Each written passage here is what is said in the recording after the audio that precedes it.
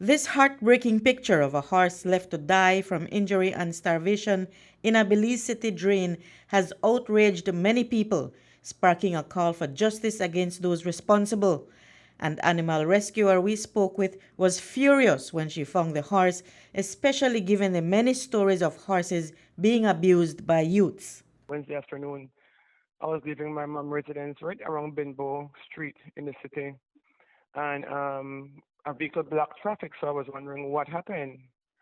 So I said, let me go and see. When I look, a horse was dead in the bush, in the drain, and I just lost it. I completely, I lost it because I couldn't believe that.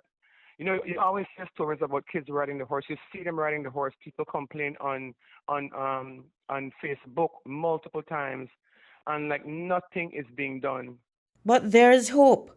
In this case, the animal rescuer called a police officer who quickly sent a patrol to investigate. The Belize City Council also sent a dump truck to remove the carcass. Unfortunately, this was just one incident.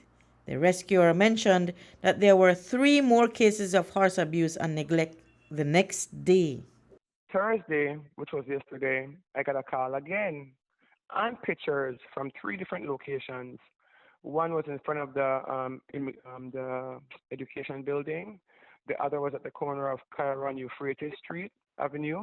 And the other one was, I think, somewhere by a cemetery where horses are tied with no water. In another instance, a man found a horse tied to a lamppost in the scorching sun and took it upon himself to move the animal to a cooler spot under a tree.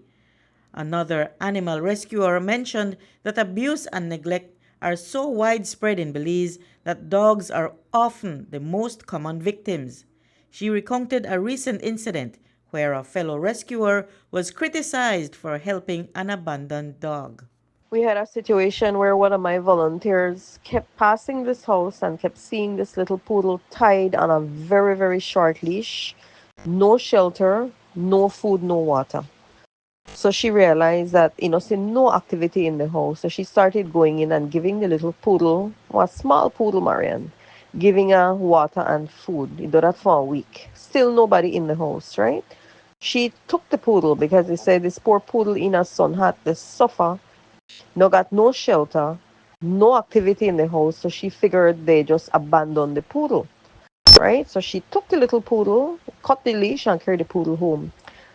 The owner showed up must be a week and a half after, and the owner blast her on Facebook. Blast her, accuse her of stealing a dog. There are only a few animal rescuers in Belize, and they're overwhelmed trying to balance work and rescues. They do it out of love for animals. They advise pet owners to take good care of their pets or not to get one at all. I think it's just common sense. If you know Belize is hot. If we walk outside or just sit outside, it is hot, extremely hot. Simple thing as water, like just so simple water. They could give the animal, put them in a shaded area.